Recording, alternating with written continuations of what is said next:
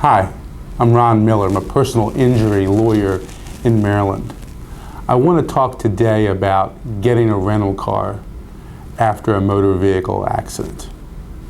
If you've been injured in an accident and your car has been damaged, you need to have your car either repaired or your car has been totaled, you're often going to want to get a rental car.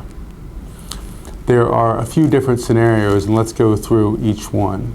The first scenario is when the at-fault insurance company, the bad guy driver that hit you, his insurance company accepts responsibility for the accident. This is not an uncommon occurrence. Probably 90% of our cases involve no dispute of liability, but rather a dispute over the extent and scope of the injuries. So the insurance company, the at-fault insurance company, accepts responsibility for the accident. In this case, they will give you a rental car and pay for a rental car for the time it takes them to compensate you for the loss of the vehicle or for you to reasonably get the vehicle repaired. The second scenario is when either you're at fault for the accident or the at-fault insurance company does not accept responsibility, but you have rental car insurance through your own insurance company. In which case you would use the insurance, the rental car insurance from your own company.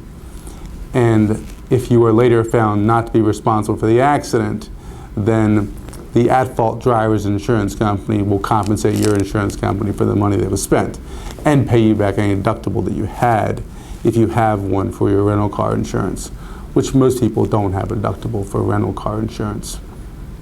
The more difficult scenario is when the at-fault insurance company denies responsibility and the victim has no rental car insurance through their own car insurance.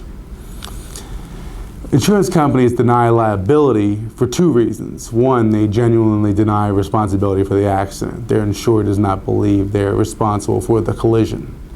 The second, and more likely that we see, is that the insurance company simply does not have enough information to make the call.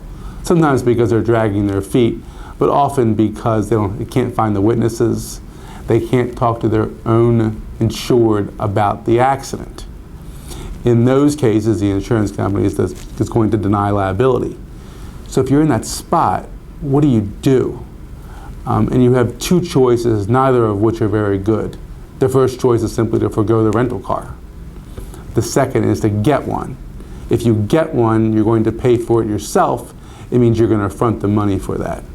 Now, if you win the case, where the insurance company ultimately accepts responsibility, you're going to get reimbursed for your rental car expenses.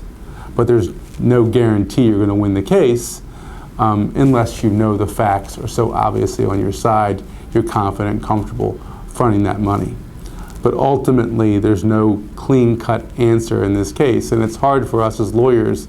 You know, my job is to solve people's problems. And in this case, it's a problem that's very hard to solve on the front end. We can get justice for you, but sometimes that justice is just delayed. So the best thing to do is to talk to your lawyer and have him or her help you with the best options that are available to you to put you in the best spot that can be done.